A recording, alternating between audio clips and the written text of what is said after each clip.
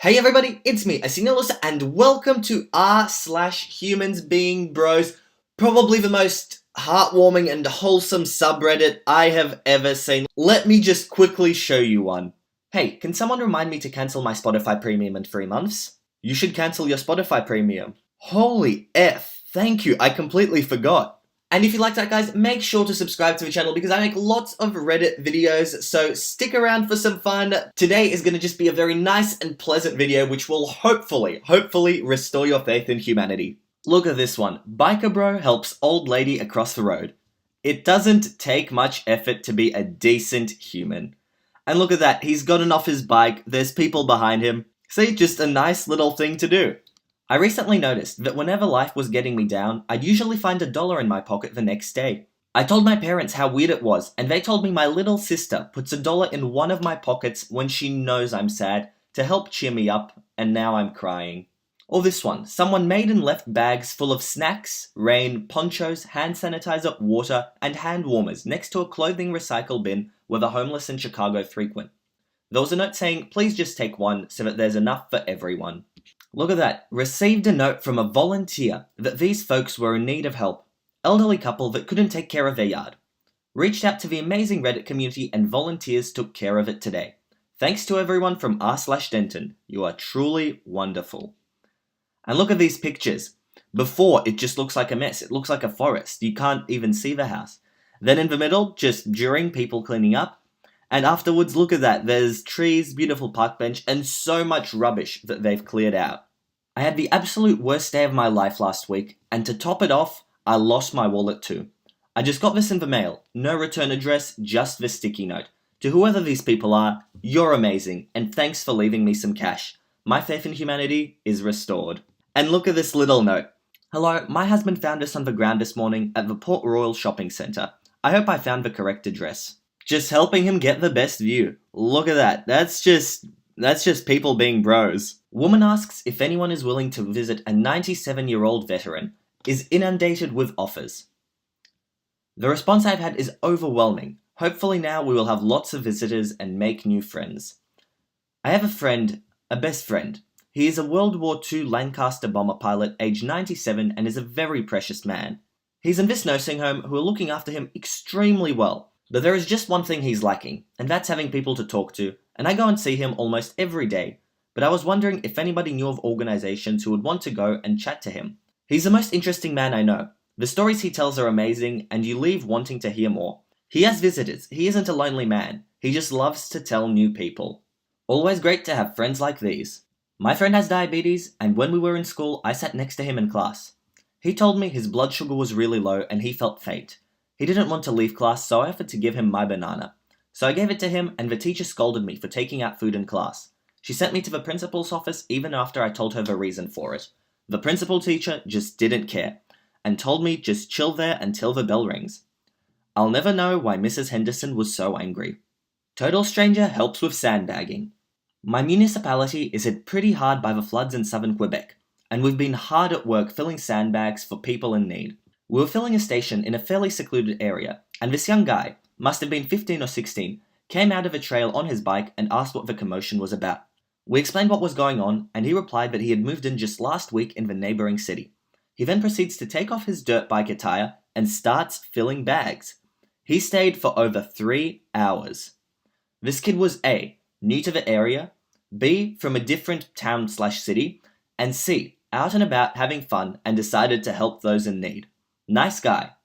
Of note, there were hundreds of other volunteers whom helped fill sandbags, build berms, and ferry sandbags. This is simply my experience. There are likely tens, even hundreds of other similar stories in the Ottawa-Gatineau area. Taking time to talk to a complete stranger. I was just popping across the road to get some milk at the servo, and this drunk Nepalese guy stumbled up to me, asking for directions to getting a taxi, and then broke down crying in front of me. I stayed with him for over an hour to listen to him, gave him my number, and told him we could hang out next weekend. The poor guy felt so isolated and has no friend network at all. He said in his 5 years of being in this country, I'm the first person to ever stop and take the time to talk to him. That's pretty effed up, considering you all know how much of a butthole I am. Turns out he was a death metal vocalist back home, so I'm gonna try to throw something together for him to record on, because music is awesome like that. I know for me, Being creative gives me a sense of self-worth. Without it, I feel worthless. Dad walks in front of his son to shield him from snow. And I guess it's just these little things that really make a difference in life and what you feel like every day. They may always land on their feet, but sometimes they need a little help. And look at this video. For a second there, I was like, oh no, what's happening? They're pushing the cat. What are they doing? And then lands on that thing, and I'm like, oh. I was a bit scared for a second. Strangers returned thousands of dollars lost on road. Update on incident from Thursday. A cardboard box containing approximately $30,000 fell off the bumper of a truck on northbound US 31. Some of the money was recovered by witnesses and officers. Yesterday, two 17-year-old men from Grand Haven turned in $630. Today, a woman from West Olive turned in $3,880. Thank you and way to go. We commend you for your honesty. The owner of the money will be grateful. If you found money on or around US 31 and Coho Drive on or after Thursday evening, please turn it in at the Grand Haven Department of Public Safety. So here's one that took me to this link, and this woman, Tinny Davidson, would sit on her front porch and would wave to students who were going to school. And she would do it every morning for year 12s. And look at that. On the last day of school, this is what showed up on her doorstep. All the students, 400 people, thanking her for just sitting there and waving to them. It's just the little things, as I've already said, the little things that really make a difference. Took a chance and found some trouble. Rescued 2 kittens out of my wall today. Oh, and look at that. Here's the explanation. I rescued these kittens out of my wall today. We had known about a feral cat that had been living in our attic space for a few months. I also knew she had kittens and heard them meowing up about there. My father is battling cancer and my mum has multiple sclerosis, and we've been in and out of the hospital for the past few months and hadn't had the time to handle the cat situation. Yesterday, I had heard my worst fears come true. A kitten had fallen from the attic space down into the wall dividing the kitchen from the washroom area. I had hoped that overnight they'd find a way up, or Mama would rescue them. Came to find this morning they were still inside the wall. So I got out a drywall knife and dug in. Reached in to pull out the mostly grey one and call her Chance. Then I heard a rustling and freaked out there was a second one. Reached out to try and get her, and she tried scurrying back up the wall. Nabbed her and pulled her out. Called her Trouble. Both kittens are fine and resting. I'll be taking them to the vet tomorrow morning. This brightened my day. Whoever you are, thank you. Heyo! Hello, I love you. I hope you have the best day ever. I love you too. Thank you, friend. I hope the same for you. No problem. I want you to always be happy and know that I'm here for you. So how are you today? Good? How about you? Doing better now, thanks. Well, I hope it gets better and better, and that I'm here for you, stranger. You can count on me too. Well, I appreciate you so much, but I must leave and spread my love magic. So I've had a quick Google, and Omegle is just this chatting app that lets you talk to random people. So I guess that's pretty cool, and it's really nice that there's someone going around and spreading love instead of hate on that platform. Elderly gentleman made my day. So I work as a lube tech, and some days get fairly stressful. Working with cars, having maybe 1 or 2 come back with previous issues. I was completely stressed today, and as I was about to pull a car out, before that, the service manager came up to me and told me to leave the keys inside when I park it. I drove the car up front and left the keys in, closing the door. The gentleman, a guy probably in his late 60s, came up to me and asked if his car was ready, to which I nodded and opened the door for him. Instead, he shut the door, took my hand and shook it. He said, "Thanks, son. I can't do this kind of work anymore. I'm glad they have a good man like you working. Is there anything I need to know about my car?" I tell him everything that was performed and he smiles at me. I expect nothing less. You take care and I'll see you personally the next time I bring my car. I had to take a few minutes in the bathroom to stop crying.